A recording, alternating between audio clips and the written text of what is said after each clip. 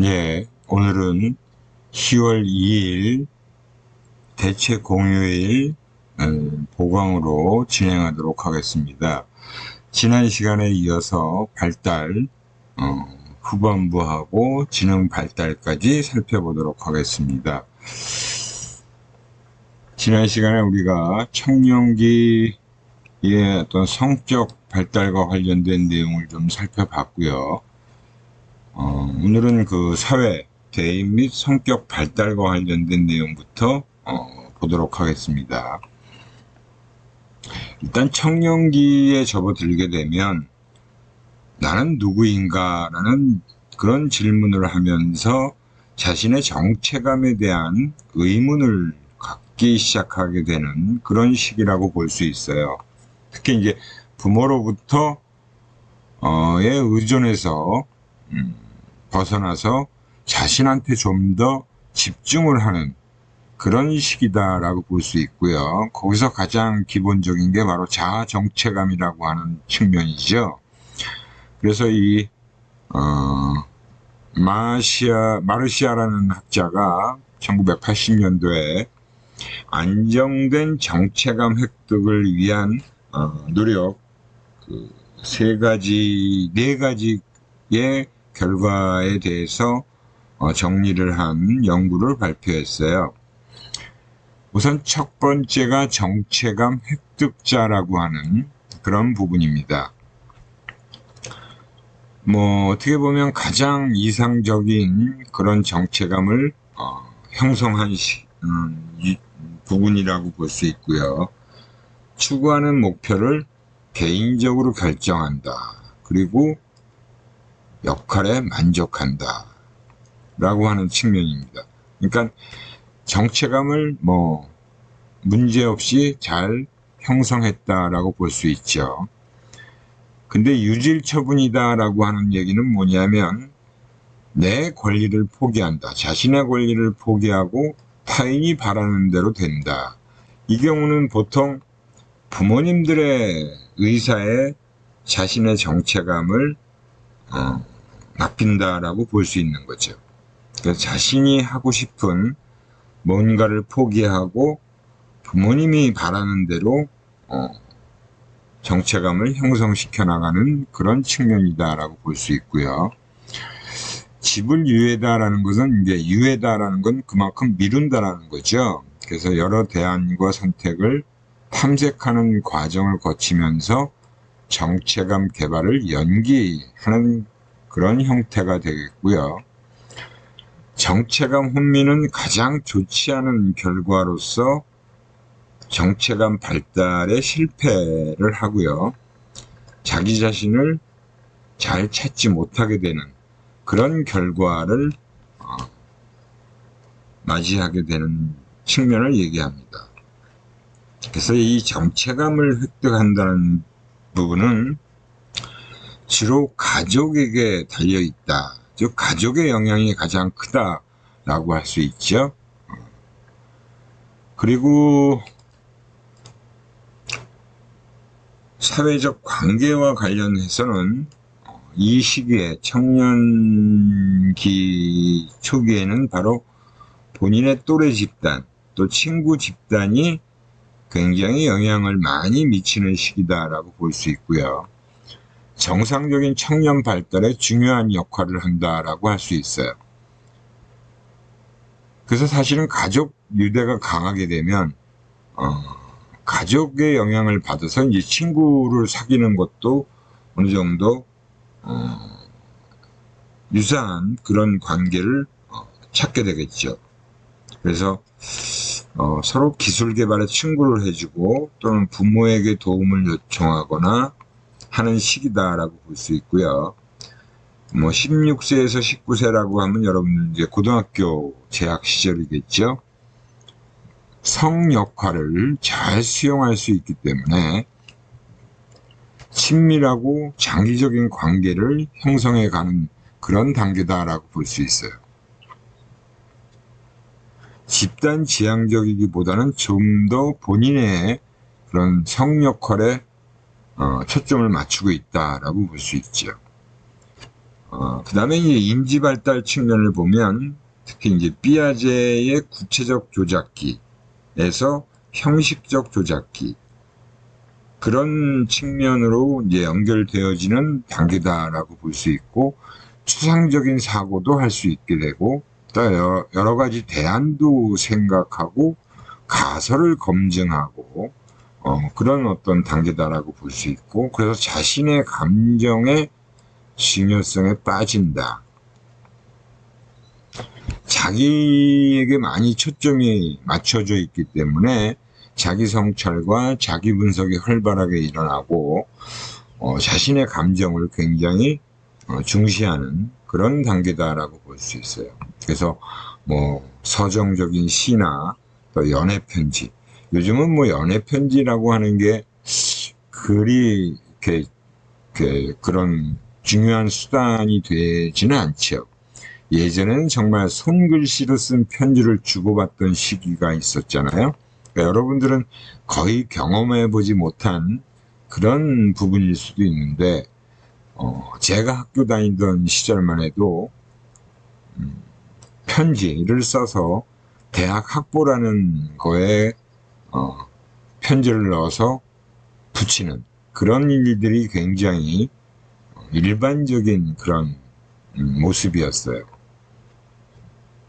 지금은 뭐 여러분들 전혀 그런 연애 편지를 주고받는 그런 행동들은 볼 수가 없지요. 그리고 타인과 접촉하면서 성숙한 관계를 형성시켜 나가는 그런 과정이다라고 할 수 있습니다. 그리고 이제 청년기 발달에서 상황적 스트레스에 대한 반응도 굉장히 중요한 영향을 미치는 발달 단계 중에 하나다라고 볼 수 있어요. 특히 이제 위기적 상황 또는 비정상적인 상황에 대한 스트레스, 그 스트레스에 대해서 어떤 반응을 하는지가 굉장히 그 이후에 성인기에 접어들었을 때 많은 영향을 미치게 된다라고 할 수 있죠. 스트레스에 효율적으로 대처하기 위해서 가족으로부터의 지원 아니면 구조를 필요로 하는 시기다라고 볼 수 있고 특히 이제 부모님들의 이혼 같은 상황이 벌어졌을 때 그 부분에 대해서 굉장히 혼란스러움이 있을 수 있고요. 요즘 특히 그런 부모 세대들의 이혼이 굉장히 비율이 높아졌잖아요. 그래서 그런 상황에서 특히 이제 결혼에 대한 환멸, 저럴 거면 왜 내가 결혼을 해야 되지? 라는 생각도 할 수 있어요. 그리고 나중에 나도 결혼을 성공적으로 잘 할 수 있을까? 결혼 생활이 평탄할까에 대한 두려움도 생길 수 있고요. 그래서 그런 위기에 뭐 소외감이나 절망감, 환멸 이런 것들이 이제 유발되어지기도 하고 또 가족의 지지가 부족한 경우가 특히 이제 큰 문제다라고 볼 수 있죠. 누군가와 함께 생활해야 되는 한부모 그런 자녀의 시기를 또 거쳐야 되기 때문에 어려움이 따를 수 있다라고 볼 수 있습니다. 그리고 이제 뭐 비행이다라고 하는 부분은 예전에는 우리가 이런 비행과 같은 청소년들의 안 좋은 그런 행동들을 어느 정도 많이 볼 수 있었어요. 특히 이제 빈민가가 형성되었던 시기에는 그런 부분이 많이 나타났다고 할 수 있는데 요즘은 뭐 이런 비행이 특히 요즘은 이제 청소년기에는 중고등학교 재학 시절에 학폭 문제와 연결되어 있는 경우가 많죠. 그래서 이 학폭 문제는 꼭 뭐 이런 어렵게 살고 뭐 힘들게 살고 하는 것과 상관없이 많은 스트레스를 일으키기도 하고 기술 부족이 나타나고 상황적 제약 이런 것들이 다 겹쳐서 나타나는 그런 문제일 수 있다. 근데 요즘은 이제 학업 문제 때문에 힘들어하는 청소년들이 많고 또 주변에 일탈된 행동을 보이는 또래 친구들 때문에 또 그런 경험을 하는 경우가 있죠. 뭐 그런 우리가 드라마도 많이 봤잖아요. 요새 최근에. 그죠? 글로리라는 드라마도 그렇고, 또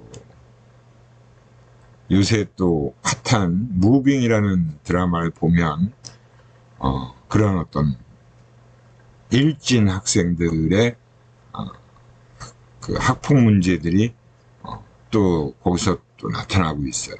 물론 또 여러 가지 상황은 좀 다르겠지만, 그리고 이제 자살과 같은 극단적인 선택을 하는 경우도 또 상당히 많이 나타나는 경우가 있습니다. 그래서 내가 이제 사회적으로 유대감이 형성되지 못했다거나 또 가족들과의 유대감이 결여되거나 그러면 부모님과의 사이가 나빠지고 형제들과도 별로 교류가 없고 뭐 스스로 고독감이나 무능력감 이런 걸 느끼면서 우울증에 빠지게 되고 결국 극단적인 자살이라는 행위를 하게 되는 경우도 꽤 있습니다. 이런 것들이 이제 사회적으로 문제가 되고 굉장히 중요한 문제로 대두가 되고 있고 지금도 또 앞으로도 그런 문제가 많이 나타날 가능성이 있죠.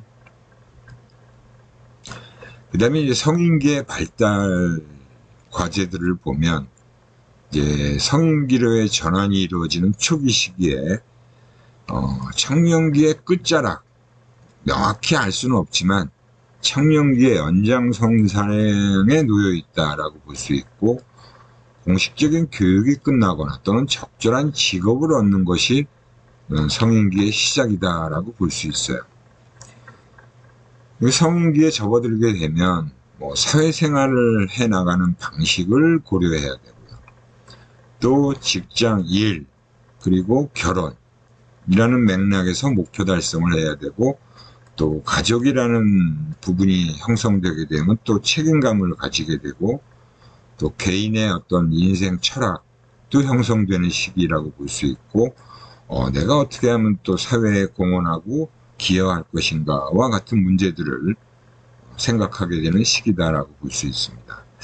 뭐 성인기도 한 초기 성인기부터 중기, 후기 성인기를 이렇게 구분하는데 요즘은 뭐 우리 평균 수명이 100세 시대라고 얘기를 하고 있기 때문에 그 성인기의 어떤 시기도 조금씩 차이는 있겠지만 보통 초기 성인기를 뭐 45세까지 또 중기 성인기를 65세까지 후기 성인기를 그 60세 이상 뭐 이렇게 구분이 해놓은 부분이 있는데 요즘은 뭐 좀 시기가 좀 더 늦춰졌다라고도 볼 수 있죠. 신체 변화는 이때부터는 이제 점진적인 쇠퇴가 일어나는 그런 시기예요. 30세까지는 신체적으로 절정기라고 할 수 있습니다. 그러니까 여러분 시기는 지금 가장 신체적으로나 정신적으로 아주 활발하고 왕성한 시기다라고 볼 수 있고요. 30대 후반에 접어들게 되면 점진적인 쇠퇴가 자연스럽게 나타나고 있다. 노화 과정은 사람마다 차이가 있죠.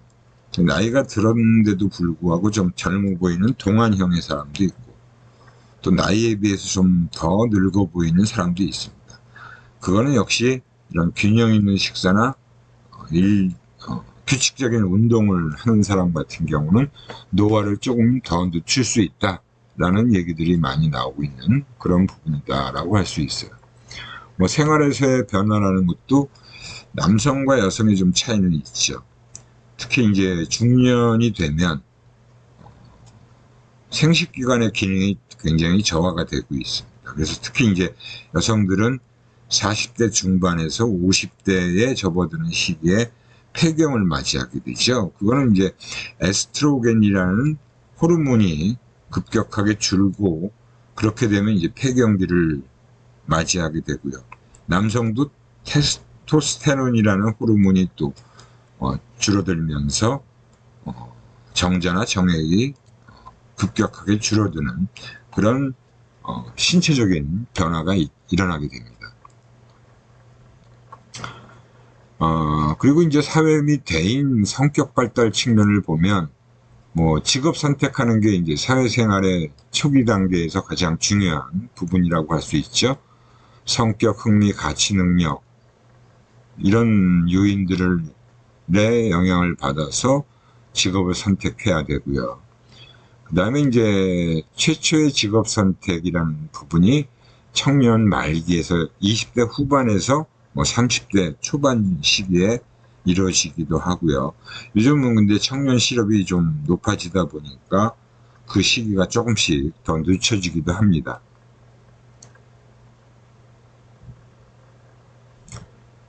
그 다음에 이제 중년층에 접어들게 되면 요즘 중년 시기라는 게 뭐 되게 좀 빠르게 이루어지기도 해요. 그래서 자신의 어떤 과거 업적을 평가하고 미래의 새로운 목표를 설정해야 되는, 근데 그 시기가 직업적인 안정성이 예전에 비해서 굉장히 많이 불안정한 상태로 많이 변해 있죠. 그래서 빠른 시기에 자신이 다니던 직장에서 퇴직을 하게 되는 경우가 많아요. 하지만 뭐 직업이라는 것이 어느 정도 본인의 삶에 많은 영향을 미치고 있기 때문에 내가 얼마나 직업에 만족하고 또 삶에 만족하느냐가 굉장히 중요하다라고 볼 수 있고요. 특히 타인과의 관계를 굉장히 중요하게 생각하게 되고, 또 여성의 경우는 예전에는 특히 성차별이라는 게 심했는데 요즘은 뭐 법적으로도 성차별을 할 수가 없게 되어 있기 때문에 예전과는 상황이 많이 달라졌다라고 할 수 있습니다. 그리고 뭐 결혼 같은 경우도 뭐 여러분도 이제 직장을 갖고 사회생활을 하면서 결혼 생각을 할 수밖에 없잖아요. 근데 요즘에 이제 특히 결혼하는 사람들의 또 비율이 굉장히 많이 떨어지고 있어요. 오히려 막 결혼하는 비율보다 이혼율이 더 높아지기도 하고, 특히 결혼하는 연령대가 점점 늦춰지고 있습니다.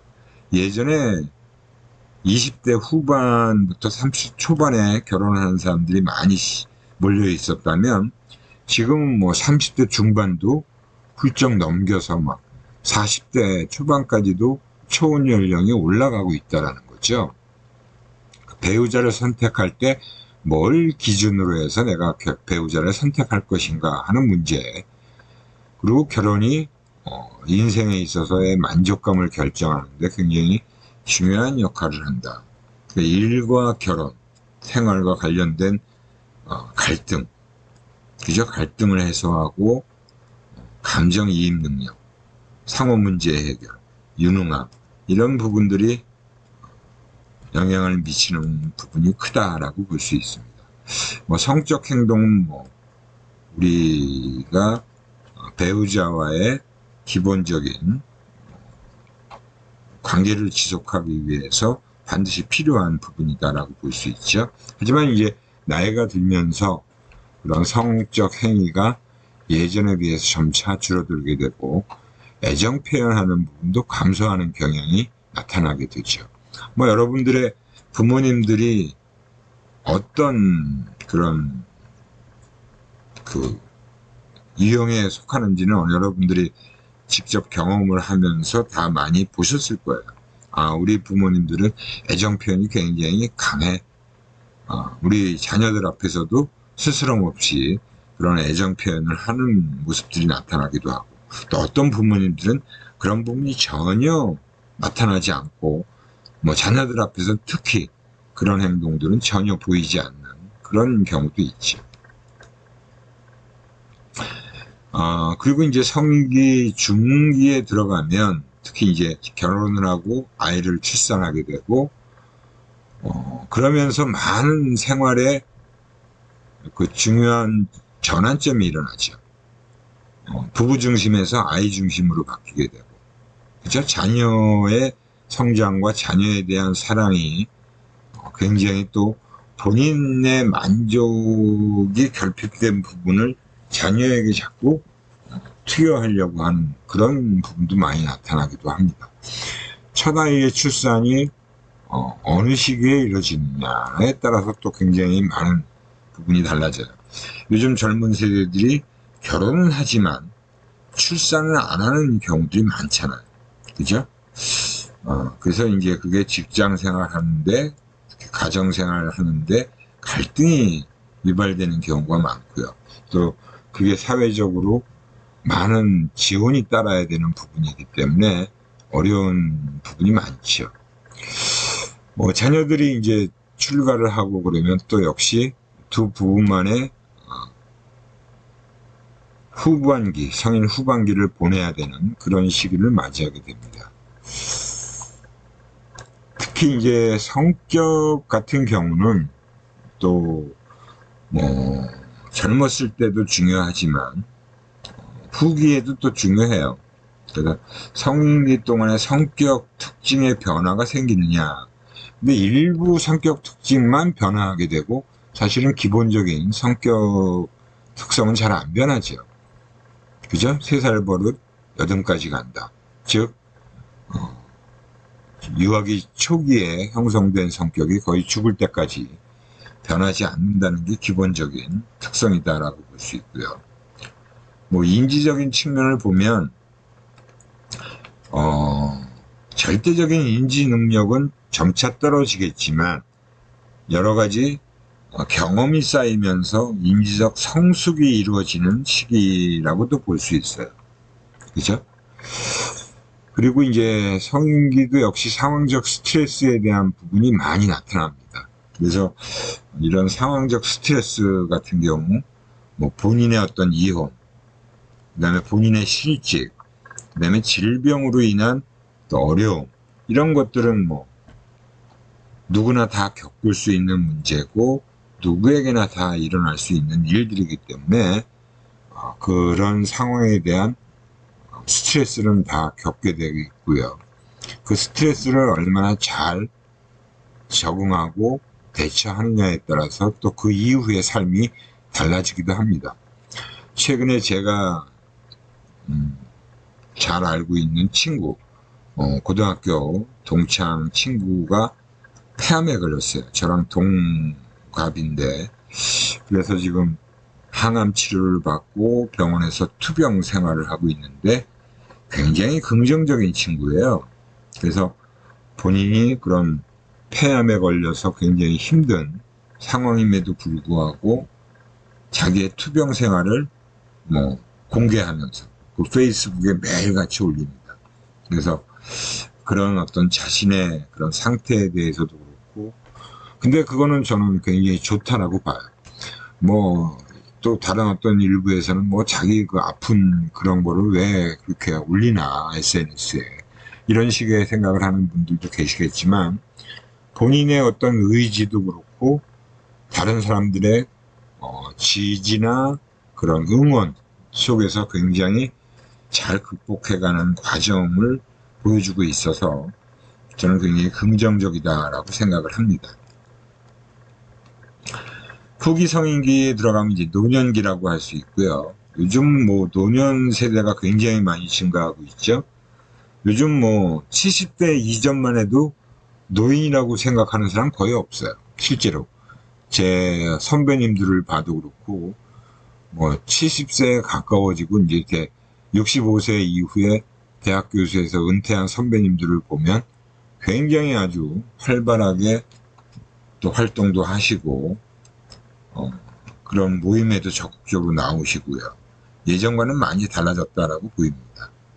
뭐 저도 지금 이미 60대에 접어들었고 뭐 정년을 얼마 남겨놓지 않은 상황임에도 불구하고 저 나름대로는 굉장히 젊게 살고자 하는 그런 노력을 많이 하고 있죠.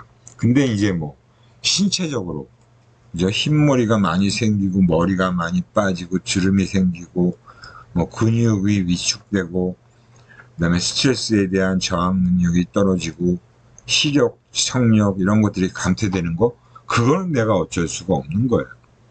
그래서 그런 부분이 어떤 경우에는 굉장히 좀 힘겹게 느껴지기도 하지만 또 운동이나 뭐 여러 가지 노력을 통해서 극복해가는 그런 과정이다라고 볼 수 있고요. 그래서 적절한 운동이라는 게 매우 중요하고, 또 문제에 대한 대응력은 뭐 개인마다 차이는 있겠지만 본인의 그런 젊은 시절의 경험을 바탕으로 적응력이 뛰어난 사람도 있고요.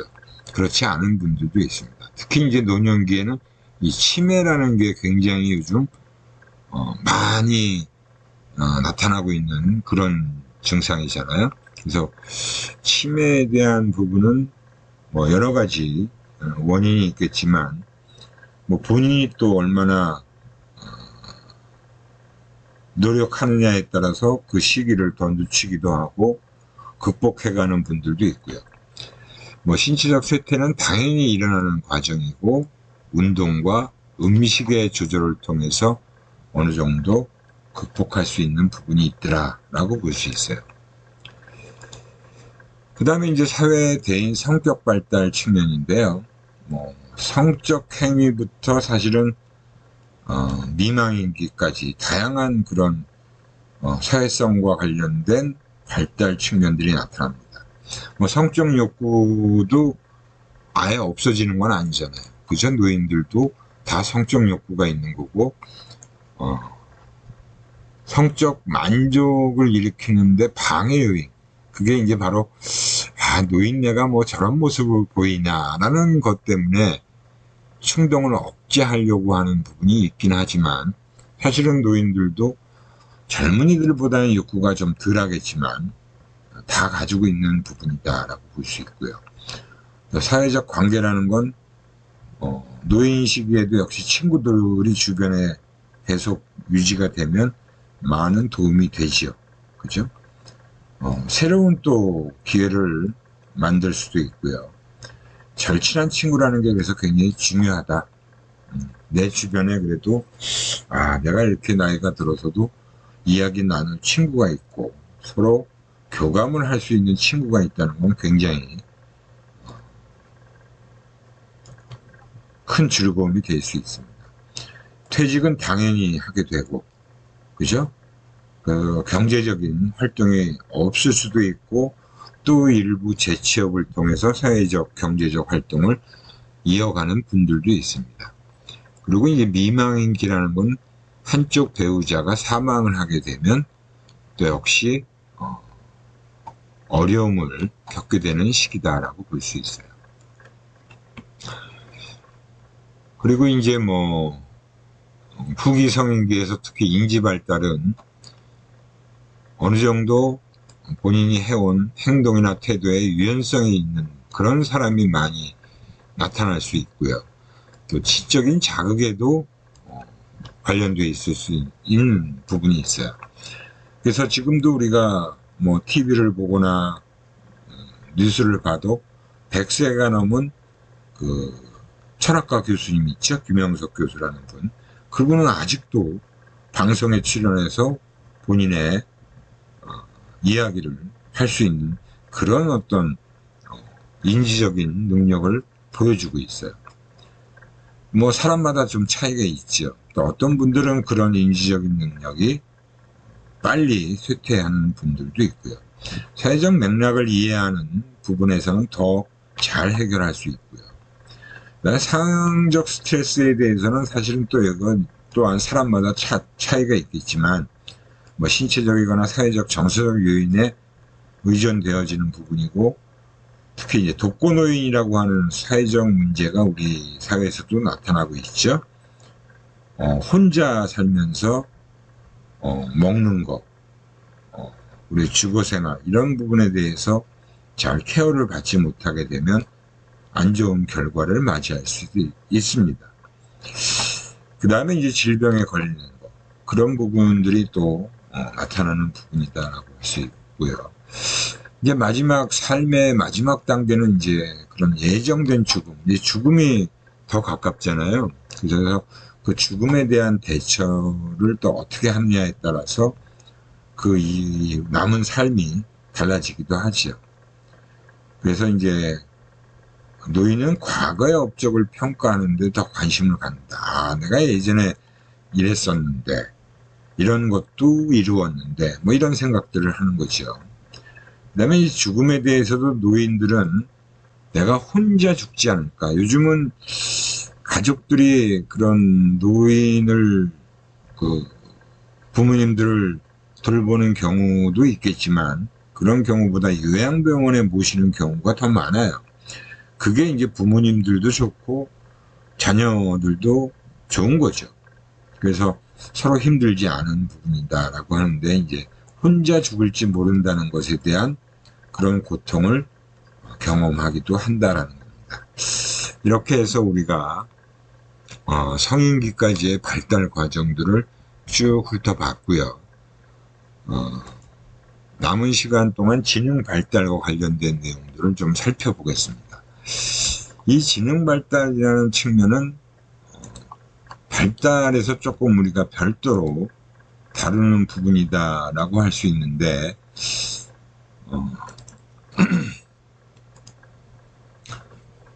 지능이라는 것은 우리 심리학에서 굉장히 다른 학문들 영역과는 다르게 만들어낸 또는 그거를 구성하게 된 개념이다라고 볼 수 있죠. 그래서 인간이 만들어낸 가장 영향력 있는 개념 중에 하나가 바로 지능이다라고 할 수 있습니다. 지능이라는 건 누구나가 다 갖고 있는 것이고 그 지능을 통해서 우리가 인생을 살아가는 그 과정에서의 여러 가지 문제들을 해결할 수 있게 되는 능력과도 관련되어 있는 거예요. 그죠? 그래서 인간의 지적 능력을 점수로 나타낼 수 있는 그런 측면이 바로 지능이었습니다. 근데 예전보다는 지능에 대한 중요성이 좀 감소했다라고 볼 수 있죠. 그 지능이라는 게 바로 사람들 간의 능력의 차이를 밝혀낸 것이다라고 볼 수 있고요. 그래서 우리 인간 생활에 그 지능에 따르는 여러 가지 엄청난 변화들을 초래했다라고 볼 수 있습니다. 뭐 아주 세계적으로 유명한 아인슈타인 박사 같은 사람들 지능이 굉장히 뛰어나겠죠. 천재 소리를 듣는 분이죠. 그죠? 그런 분들의 어떤 지능은 보통 사람과는 좀 차원이 다른 그런 지능을 갖고 있더라. 그래서 이 지능과 관련해서 처음으로 지능이라는 개념을 얘기한 사람이 바로 갈톤이라는 사람이에요. 갈톤. 프란시스 갈톤. 이 갈톤이 바로 다윈이라고 하는 종의 기원을 얘기한 그 다윈의 사촌이라고 합니다. 그래서 그 천재라는 것이 각의 혈통에 의해서 결정된다. 특히 자신의 그런 가족의 혈통을 좀 우월성을 좀 얘기하기 위해서 갈톤이라는 사람이 이런 얘기를 시작한 거예요. 그러니까 어떻게 보면 우리 행동주의 심리학자인 왓슨은 훈련에 의해서 얼마든지 원하는 사람으로 변화해 갈 수 있다라는 얘기를 했어요. 근데 이 갈톤이라는 사람은 이런 두뇌의 능력, 지능은 양화할 수 있고 개인차가 존재하는 것이며 그 개인차가 사회화의 역할을 또 나타낼 수 있는 부분이다 라고 얘기할 수 있고, 특히 우생학, 그 유전적으로 뭔가 타고난 부분을 얘기할 수 있는 게 바로 우생학의 기원이라고 할 수 있고요. 나중에 나치에 의해서 그런 부분이 어느 정도 수용됐다라고 하는 건데 이런 얘기까지 나온 거예요. 열등한 사람은 자식을 두지 말아야 된다. 왜? 그 열등함이 계속 유전적으로 이어질 수 있기 때문에. 그죠? 그래서 진화론적인 영향을, 다윈이 또 진화론을 주장했잖아요. 그래서 이 갈톤의 입장은 현대에 와서 많이 거부되거나 기본적인 프레임은 수용되지만 그 사람의 생각이 다 맞다라고 인정받지는 못했어요. 특히 이제 뭐 의뢰라고 할 수 있는 부분은 지능 검사에 대한 기본적인 바탕을 제공했다라는 거고, 또 시대적인 정신을 어느 정도 얘기했다, 그 영향을 보였다라는 부분이 의의라고 할 수 있습니다. 근데 이 지능검사라는 거를 현실적으로 처음으로 이제 개발해낸 사람이 바로 비넷이라는 사람이에요. 비넷. 프랑스의 교육학자라고도 할 수 있는데, 프랑스 교육에서의 어떤 문제 해결을 위한 필요한 부분이 바로 이 지능을 측정할 수 있는 부분이다. 그래서 어떻게 하면 unable to learn, 그러니까 학습이 불가능하고 unwilling to learn, 학습을 할 수 있는 그런 능력을 구분할 수 있느냐 하는 부분이었어요. 그래서 그런 것들을 구분해내는 검사를 제작한 사람이 비네라는 사람입니다. 복잡한 과제들로 구성되어 있죠. 여러분들도 다 지능검사는 아마 경험들을 해보셨을 거예요. 그래서 그 기준을 만들고 타당도를 입증했고요.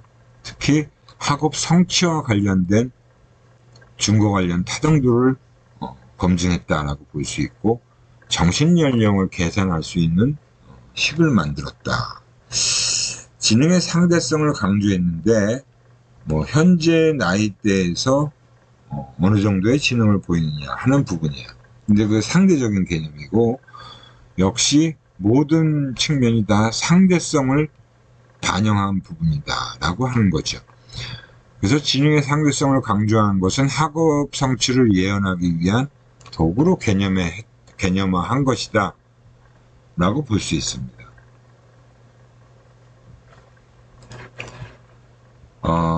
특히 이제 우리 털만이라는 학자가 프랑스에서 만든 비뇌 검사를 영어로 번역하고 수정을 했어요.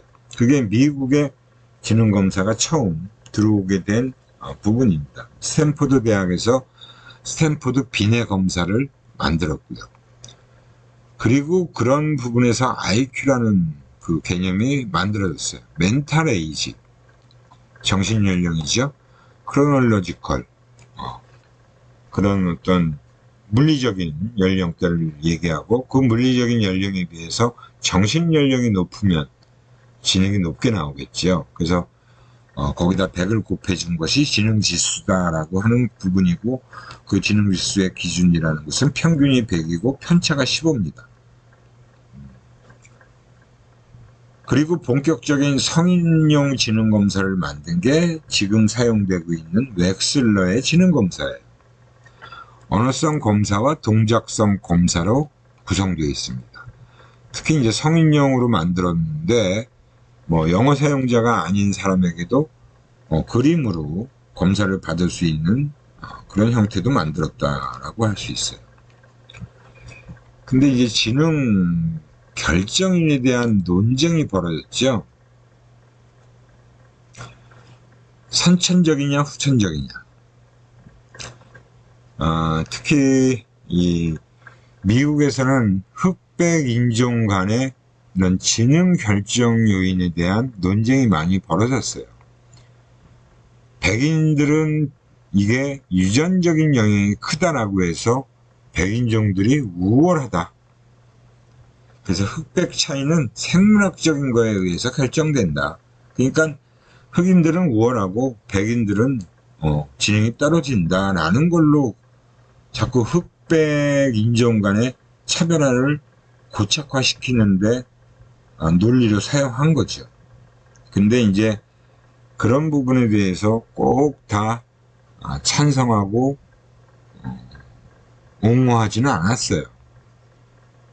물론 뭐 그런 유전적인 유사성과 IQ 간의 관계를 어느 정도 상관이 늘어나고 있다라는 걸로 검증한 사람도 있고, 근데 쌍둥이 연구 같은 경우는 뭐 헤어져 자란 일란성 쌍둥이와 같이 자란 일란성 쌍둥이 간의 지능 상관은 다르지 않더라. 그래서 유전적인 영향에 대한 강조를 했지만, 근데 오히려 유전적인 영향이 아니라 양육모와 상관이 크더라. 하는 부분에 의해서 그런 생모와의 상관이 떨어진다는 부분. 그래서 전부 지능 전부가 유전된다는 말은 아니다라는 주장이 또 설득력을 얻은 부분도 있다라고 할 수 있습니다. 환경 요인을 강조한 게 바로 이제 IQ와 사회 경제적 지위를 얘기하는 거고, 특히 또 뭐 자녀의 수가 증가할수록 IQ가 감소하더라라는 주장도 있었고요. 로젠탈이나 제이콥슨 같은 사람은 또 뭐 교사의 기대가 학생의 IQ 점수와 어느 정도 상관이 있더라. 교사의 기대라는 게 우리가 저기 얘기할 때 어느 정도 언급되는 부분이죠. 자효능감 부분 얘기할 때. 그래서 유전과 환경에 대한 통합적인 견해가 더 타당성 있는 주장이다라는 얘기들을 많이 하고 있고, 유전과 환경의 상호작용의 문제로 보아야 한다는 주장이 설득력을 얻고 있다라고 볼 수 있습니다. 그리고 이제 지능과 인종 간의 문제. 특히 이제 뭐 생물학적인 부분 가지고 얘기하는 부분은 아니다라는 증거들이 나왔고요. 또 역시 2차 대전 당시 독일인 엄마와 미국 아빠, 또 흑백 인종 간의 자녀는 차이 없다. 또 흑인들 중에 백인의 유전자가 섞인 정도와 지능은 또 무관하더라. 뭐 여러 가지 다양한 얘기들이 연구 결과로서 나왔습니다. 그래서 유전적 증거에 대한 부분이 좀 미약하다라고 볼 수 있다 라고 할 수 있고요. 또 지능이 단일한가 하는 부분에 대해서는 여러 가지 연구 결과들이 있었는데, 그 중에서 특히 스피어만이라는 학자가 바로 일반 지능을 G라고 표현했고, 특수 지능이 있다는 것도 어느 정도 얘기를 했어요. 그래서 일반 지능 영역과 특수 지능이라는 부분이 좀 구분되어져야 된다라는 주장을 한 게 스피어만이라고 볼 수 있고요. 그 다음에 캐텔이라는 학자가 특성을 얘기했죠. 결정 지능, 교육이나 연습에 의해서 형성된 기술이나 지능. 그 다음에 이제 그걸 결정 지능이라고 했고, 유동 지능이라고 또 주장한 부분도 있어요. 그래서 새로운 환경에 적응하는 능력이라고 얘기를 한 학자들도 있습니다. 뭐 결정 지능은 인생의 경험에 의해서, 유동 지능은 또 타고날 때부터. 그래서 뭐 양쪽이 다 맞다. 타고난 거냐 아니면 양육 환경에 의해서 영향을 받는 거냐에 대한 부분은 둘 다 맞는다라고 얘기를 할 수 있고요. 우리가 또 지능과 연결해서 또 얘기하는 부분 중에 창의성과 관련돼 있다라고 하는 연구도 꽤 많죠. 근데 창의성은 확산적 사고라는 것과 관련이 돼 있어요. 대부분 지능검사들은 수렴적 사고를 요구하고 있다. 그러니까 어떻게 보면 창의성과 상관이 없는 거죠. 그죠? 그러니까 창의성이라는 거는 머리가 좋고 나쁜 거하고 상관없는 거예요. 그러니까 여러분들도 오해를 하고 있는 부분이 좀 있어요. 창의적인 것과 머리 좋은 것과는 사실 큰 관계는 없다라고 볼 수 있고요. 또 연령에 따라서 지능이 좀 변하죠. 그래서 어렸을 때는 뭐 언어 이해력, 그 다음에 뭐 지각 속도 능력, 그런 것들이 좀 18세 이하에서 좀 나타나고, 어휘 유창성은 아무래도 좀 20세 이상, 그리고 지능은 24세까지는 증가하다가 36세까지는 좀 유지가 되고, 그 40세 이후에는 감퇴가 된대요. 저 같은 60세 이상자들은 감퇴가 현저해지더라. 아무래도 모든 기능들이 다 저하되니까 기억력이 확실하게 떨어지고, 또 문제를 해결할 수 있는 능력도 젊었을 때보다 현저하게 떨어지는 거죠. 근데 이제 지적인 활동을 많이 하는 사람은, 일단 그나마 저 같은 사람들은 좀 쇠퇴 속도가 느리게 나타난다고 할 수 있어요. 그리고 이제 지능에 대해서 주로 우리가 보통 아까 얘기한 대로 일반 지능 뭐 그런 특수지능식으로 유형을 얘기한 부분이 많았는데, 이 스턴버그라는 학자가 새로운 주장을 했어요.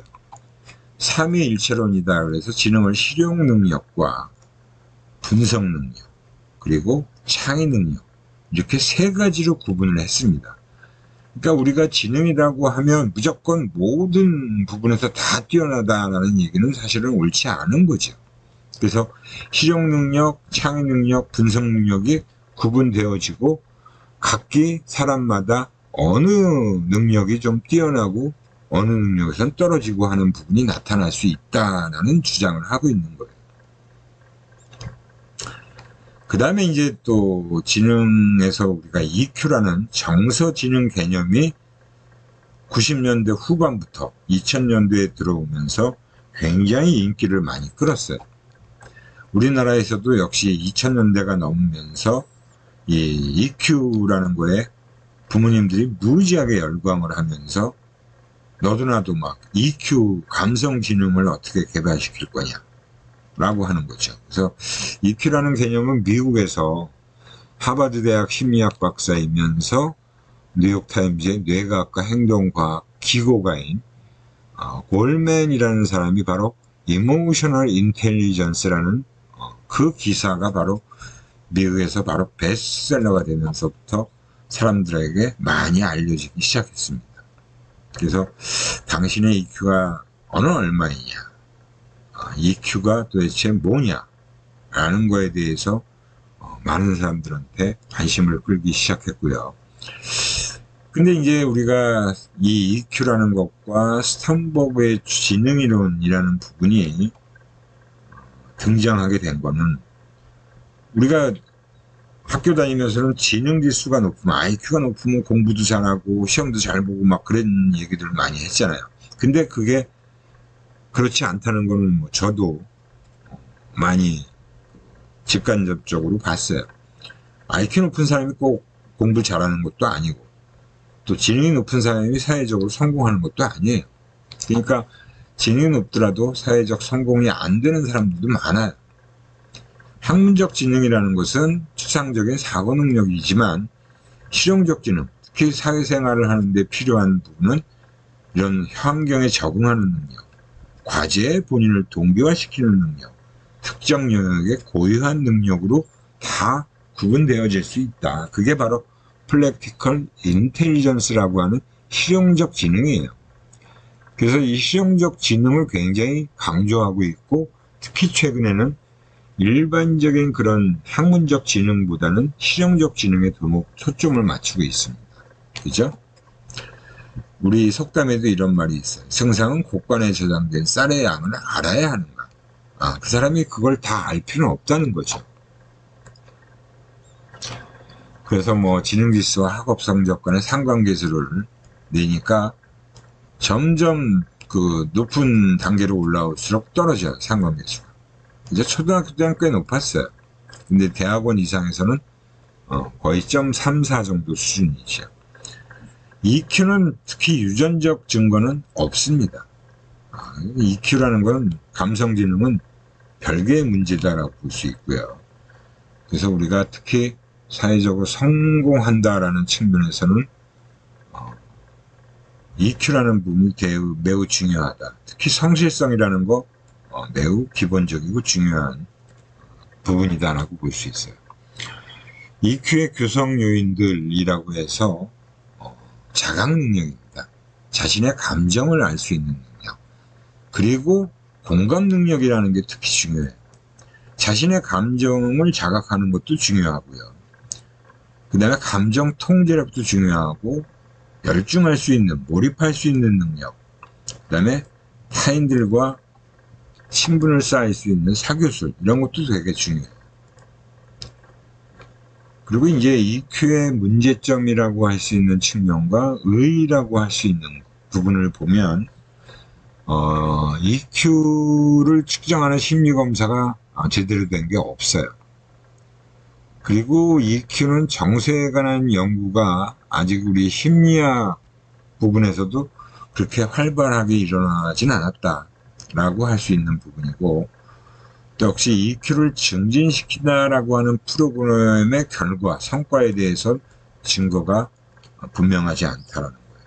그래서 EQ라는 것이 매우 중요하다는 얘기에 대해서는 많이들 동의하지만 그것이 검증되거나 활용되는 측면에서 보면 아직은 미흡한 부분이 많다라고 할 수 있습니다.